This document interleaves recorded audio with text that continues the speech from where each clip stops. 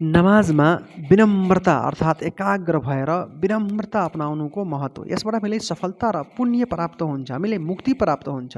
अल्लाह तालाले सुरतुल मुमिनुनको आयत नम्बर 1 देखि 11 सम्म मुमिनहरूको आचरण बानी, तिनीहरूको बानी व्यवहार, तिनीहरूको चाहिँ नैतिकबाटै चर्चा गर्नुभएको छ। भन्नुभएको छ कद अफ्लाहल मुमिनुन, ती मुमिनहरू मुस्लिमहरू त एकदमै सफल भइहाले, कामयाब भइहाले। अल्लदीन हुम फी सलातिहिम खाशिऊन, जुन मुमिनहरू आफ्नो नमाजमा विनम्रता अपनाउँछन्, विनम्र भएर तिनीहरू नमाज पढ्छन्।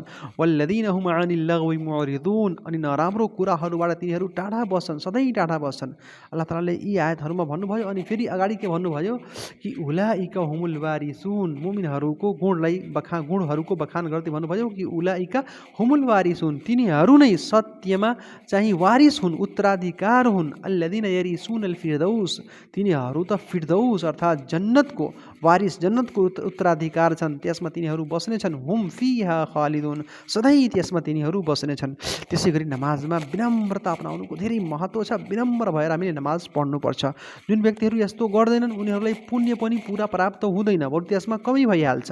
जस्तो कि अम्मार इब्न यासिर रज़ियल्लाहु ताला अन्हुको हदिसमा छ, रसूल सल्लल्लाहु अलैहि वसल्लमले भन्नुभयो कि एउटा मुमिन व्यक्ति, मुस्लिम व्यक्ति नमाज पढ्छ भने त्यसलाई 10 भागमा मात्र 1 भाग त्यसलाई पुण्य प्राप्त हुन्छ। त्यसै गरी 9, 8, 7, 6, 5, 4, 3 यहाँसम्म कि त्यसलाई आधा पुण्य पनि प्राप्त हुन्छ। नमाजको आधा पुण्य प्राप्त हुन्छ, आधा हुँदैन। त्यसैले हामीले नमाज चाहिँ सधैँ विनम्र भएर पढ्नुपर्छ।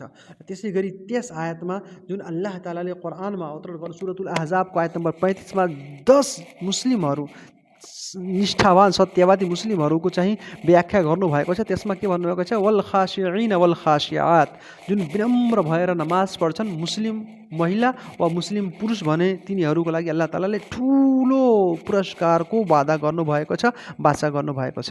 उनको लागि ठुलो पुरस्कार तयार पारेर राख्नु भएको छ।